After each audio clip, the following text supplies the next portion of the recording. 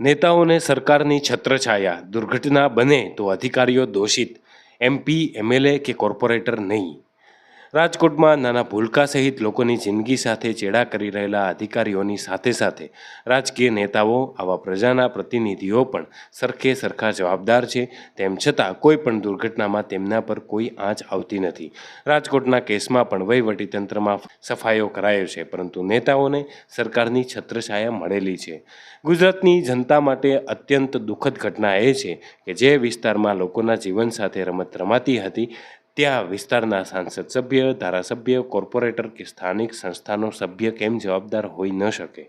કેમ કે નિયમ વિરુદ્ધ કોઈ કામ અધિકારીઓએ કરવું હોય તો ક્યાં તો તેણે ભ્રષ્ટાચાર કરીને અનુમતિ આપી છે, અથવા તો પોલિટિકલ પ્રેશર વિના તે શક્ય બનતું નથી. ચૂંટણી આવે એટલે મતની ભીખ માંગવા નીકળી પડતા નેતાઓને લોકોના આંસુની કોઈ કિંમત નથી, કારણ કે નેતામાં સંવેદનાનો છાંટો પણ બચ્યો નથી. લોકસભાની ચૂંટણીમાં વ્યસ્ત રાજકોટના પદાધિકારીઓ પૈકી ભાગ્યે જ કોઈ નેતા આ ઘટના સ્થળે ફરક્યો હશે.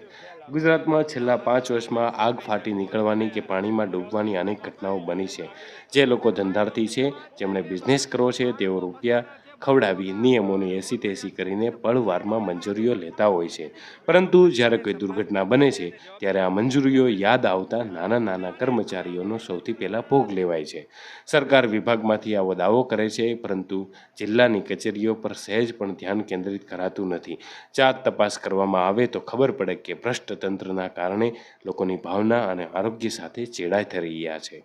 જાહેર સ્થળોએ જ્યારે લોકોનો સમૂહ ભોગ થયો હોય, હોસ્પિટલમાં દર્દીઓ સારવાર લેતા હોય, જાહેર સમારંભો, ટોળા એકત્ર થયા હોય કે સિનેમા હોલ, બાગ બગીચા, એન્ટરટેનમેન્ટ ઝોન અથવા ગેમિંગ ઝોનમાં બાળકો વધુ માત્રામાં આવતા હોય, ત્યારે તેમની સેફટી માટે પગલાં કેમ લેવામાં આવતા નથી તે વિચારવાનો સમય છે. રાજકોટની ઘટના હોય કે મેરુ વિના ઝૂલતા પુલની ઘટના હોય, રાજકીય નેતાઓના વાળ પણ વાંકો થતો નથી. વડોદરાનો હરણીકાંડ અને સુરતના તક્ષશિલા કેસમાં પણ રાજકીય નેતાઓ આઝાદ રહ્યા છે.